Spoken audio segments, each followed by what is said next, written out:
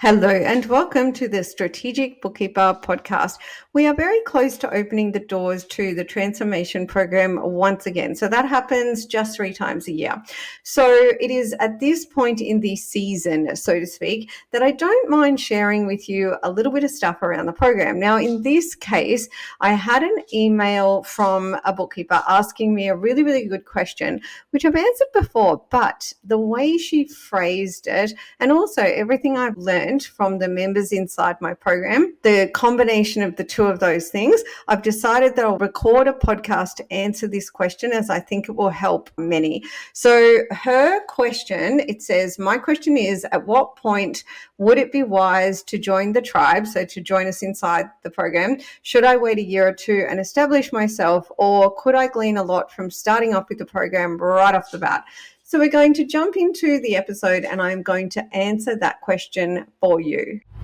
I'm Jeannie Savage, the Strategic Bookkeeper.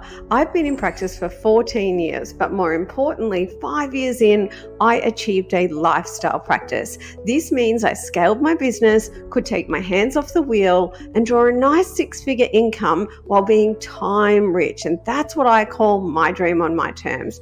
I was recently awarded Women in Finance Innovator of the Year, recognizing my book, my podcast, my program, and my impact globally. The Strategic Bookkeeper is my life's work, and the opportunity to help bookkeepers globally achieve the income and lifestyle that sets them free absolutely fills my cup. Please do connect with me on socials at the Strategic Bookkeepers Way private Facebook group, or shoot me an email, hello@thestrategicbookkeeper.global. Okay, so to answer that question, which is, should I wait a year or two and establish myself before joining the transformation program, or should I start right off the bat? The answer is, oh my goodness, definitely 100% start right off the bat. And I'm going to explain why it is so important, okay? And to do that, I'm going to refer to the Bookkeeping Practice Blueprint that I created, okay? And actually, this bookkeeper said, I'm curious as your program seems geared towards established bookkeepers in practice, and I'm certainly not that. So when I was building out the program, so I'm seeing myself in my mind. So it was years ago, and I was in my office and I had this awesome 10-meter square whiteboard.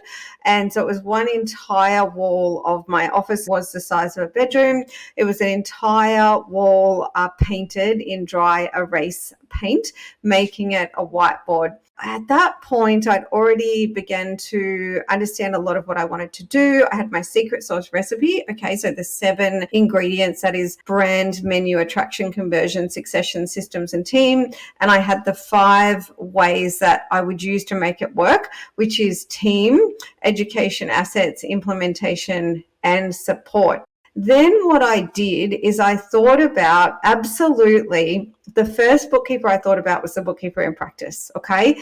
And partly because I was thinking about what I did in my first 5 years, which in my book, you see that I call them my fuck up years, okay? And then 5 years in, I scaled into the income and lifestyle that I wanted, okay? But I thought about, right at the beginning of my journey, what I didn't know, okay? And I thought about what I didn't know. And in that first 5 years, all the things that I did that weren't ideal, and all the time and the money that I wasted, okay? And so then I thought about what I did to try and find out what I needed to know at that time. And as I talk about in my book, I did pay a lot of money for a licensed membership, which is popular here in Australia, and I think gaining popularity around the world, but it missed the mark. I did get a bit out of it, but ultimately it missed the mark. So that's how I worked out that what I really would have needed across the 7 ingredients, because I worked out those 7 ingredients, is how I created the success. It was the recipe, right, where I combined those 7 ingredients that I just talked about. And it was like, okay, that's how I did it. Yeah, that's how I got there in the first 5 years. But beyond that, it's how I was able to really maintain the success as I went on a journey to forensically investigate, how did I get that success? How did I get 5 years in, get the income, get the time? What did I do that I understood? What did I do that I didn't fully understand, forensically dissect it, work out that I still had a practice that was breakable. So then how did I take the good practice I'd created 5 years in and make it unshakable and unbreakable? And that was how I worked out those 7 ingredients, okay? But then I went back in time and it was like, well, right at the beginning of my journey, day 1, even when I was in startup, because we're talking about startup bookkeepers here. But the reason I developed it with bookkeepers in practice in mind, as well as startups, is because right at the beginning, I got started doing all the things like everyone does. And I thought, first and foremost, if someone had have shown up with the dream team, yeah, so the people that knew what they were doing and could get it right from the get-go, my goodness, okay, because I had to look for people, and these are suppliers, etc., and then trust them, and then make mistakes, give people money, have it wasted, do it again, until I worked out kind of how to do things, etc. So if someone turned up and given me a dream team and then given me the education, so what I needed to know, then given me the team had a built out, done for you assets like the social media, like the signature brochure, okay? The signature brochure being exactly what you need for a smart strategic website that works like a sales machine. If somebody had built the entire suite of leveraged digital assets that gave me an incredible competitive advantage, unique selling proposition, and so on to go to market with. And then if somebody had held my hand as I implemented it so that I could say, look, this is working, this is not working. Yeah. And they could give me that direction and redirection. For example, Jeannie, you've missed step 5 in the 7-step process, whatever that is, right? Within that particular thing. For example, if I'm trying to find audience to bring into a pipeline and it's not working properly, maybe I've missed one of the nuances. So that's the implementation part, right? Somebody to hold my hand. And then support being if I had access to a mastermind group where everyone was doing this too, okay? So the way that relates to answering this question is that I held the bookkeeper in practice in my mind because it's such a hard thing when... Quick podcast interruption. The doors to my transformation program are opening for one final time in 2024. This is your last chance to get in this year. To get all the details with zero obligation, head over to the strategicbookkeeper.global/waitlist. Add your name to the list to be the first in line for all the info and early access to exclusive bonuses. Do not miss out, my friends. I'll see you in there. When you're in practice for yourself in that first year, in that first 2, 3, 4, 5 years, even beyond that, because I get bookkeepers who join my practice 20 years in because the dream just hasn't become a reality. I know when you're in practice and the wheels are spinning and you think eventually it'll work, the income, the time will come, and it doesn't. I know how horrible that can be, yeah? And so I wanted to create something where I could do 2 things. I could help bookkeepers in conceptual startup stage to basically build a really great practice. So I call it Build a Ferrari. But I also wanted to be able to help bookkeepers in practice to renovate their bookkeeping practice. It's also what I call fix the car while it's speeding down the highway. Now, why would I say come in right at the beginning of your journey? Well, to answer that question furthermore, then I want to go over to the bookkeeping practice mind map, okay? I did some podcast episodes not long ago, which I might mention them now. So there was 5 of them. We'll drop all these into the show notes. The first one was Plan for Success.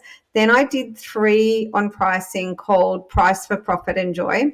In those ones, particularly in the 3 on pricing, I gave an example of what a lot of bookkeepers do with a prospective client and the kind of profitability that they get out of that job.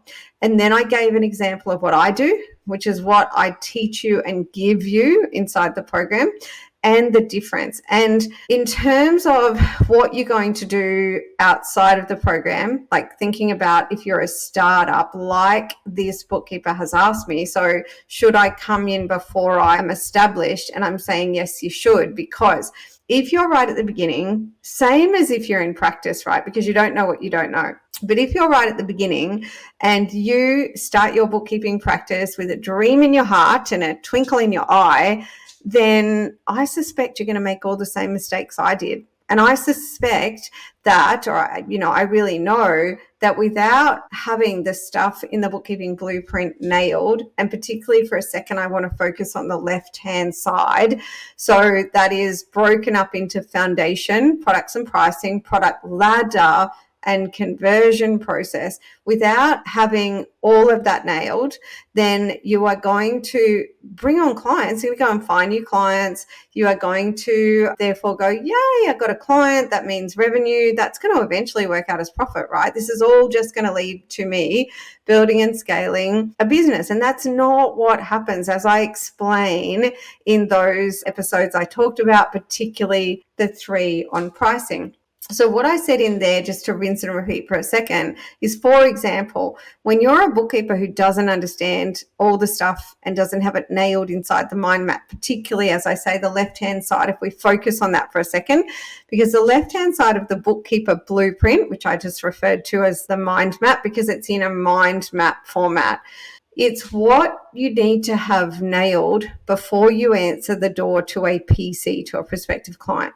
If you don't have that nailed, it is likely that you're going to be one of the 9 out of 10 bookkeepers, same with entrepreneurs, same with just business owners generally, one of the 9 out of 10 that never gets there, that fails to thrive, that fails to earn more than they could in a good job, okay? So, for example, what I said in that one of those pricing episodes was that a PC knocks on the door, they need about an hour and a quarter of work a week. And what you're going to do with that, like if we look at the tribe members inside the program and they say, well, Jeannie, I just did this with a prospective client. Let's say they're onboarding for $6,000 a year. So I'm thinking of one of the tribe members who said this early on. I said, I need to know what you would have done before you joined the program. Okay, bought this client on for $6,000. And interestingly, her numbers are similar to what I shared as an example in that podcast on pricing. And then I said, okay, before you joined the program, what did that look like? Now it looked like 50% of that value. So she's immediately generating $3,000 more profit just because she knows what to do when a PC knocks on the door. Okay, I gave another example of a bookkeeper who told me that she was charging out $180 an hour. Sounds amazing, right? You would think, if I can charge $180 an hour, I'm going to make a fortune. Now, I gave the example, so she was doing an hour a quarter. That's $180 a quarter. That worked out to a year, right? But it's only in the 700 and something. And then I gave an example for what I would have done for that client because I have the products and pricing ecosystem. So that bookkeeper would have made profit-wise about $500 a year. That same client knocks on my door, with my products and pricing ecosystem, which is a smart, simple suite of products, robust pricing strategy, incorporating advisory. That client likely would have onboarded with me for about, I think it was $520 or $570 a month, giving me profitability of about $5,000 a year. So that's $500 profit versus $5,000 profit. And this is stock standard, okay? And this, my friends, if you listen to those episodes, if you haven't already, I would encourage you to go back and listen to those episodes. Again, we'll drop them in the show notes. You can go to the first one, and then you can just keep listening. And like I try and do on my podcast, they're reasonably short. I try and keep my podcast to 20 minutes, 30 minutes max, okay? So what I said to this bookkeeper, so I sent her a private audio clip and I said, oh my goodness, you joined before you ever start, because I know what you will probably do with the first client you onboard will pay for the entire program. Okay, so that is an example of what happens around products and pricing alone when you join the program. Now, if you're a bookkeeper in practice, it's very similar. It just means that we've got to deal with legacy. Okay, and as soon as you have 1, 2, 3, 4, 5 clients, dealing with legacy is hard, but it is definitely what we do. And I'm so passionate about doing that for and with bookkeepers because we need to. And in one of those episodes on pricing, I think it was the second one in that 3-part on pricing for profit and joy, I share one of our tribe members' stories about having to deal with a big legacy and having to double all her rates. And we did this together over a year. We had a plan for that, okay, and we did that over a year. Now, there's lots more I could tell you to answer the question around should I join from the beginning or should I wait till I'm established? Realistically, I think I've answered, like I've given you examples. I could absolutely go into more, and that is when you start out in practice. So to come into the transformation program is to get your hands on this vault, this done for you bookkeeping practice, this blueprint, because the transformation program is a done for you and done with you. Okay. I would recommend that you grab the Bookkeeping Practice Blueprint that we're going to put in the show notes here. It's worth the time to grab it out of the show notes, because I know when I'm listening to podcasts, I'm a busy multitasking mama. I hardly ever get to look at the show notes, but it is really worth going to the show notes, grabbing the blueprint, printing it out, putting it on your desk, okay? Because you are going to want to nail all these things if you are going to work smart rather than hard, if you're going to be one of the 1 out of 10 rather than 9 out of 10, okay? The 1 out of 10 who makes that dream a reality. Now, rather than go on anymore, I'd like to leave it there. I feel like I've answered the question with my hand on my heart. If you're wondering whether you should join after you establish or before, if you could please join before you ever onboard a new client. We get to build a Ferrari together. If you're a bookkeeper in practice, like 80% of the bookkeepers in my tribe, then that's okay. We can renovate your practice together. We can fix the car while it's speeding down the highway, okay? And I'll see you in the next episode. Okay, my friend, now it is time to take action. So what are you going to do with what you learned today? The way I see it, you've got two options. You can go it alone to try and save some money, or you can back yourself and go for it and join my tribe. And let me tell you, we are knocking it out of the ballpark. That's not a sales pitch. That is me serving you, dare I say, courageously. To find success, I 100% know you need the mechanics, which is like the keys to the kingdom, but you also need to get your mindset right and be super productive. And these are all things I help you with inside the program. I could go on about this forever because I really want this for you. Have a prosperous week, and I'll see you in the next episode.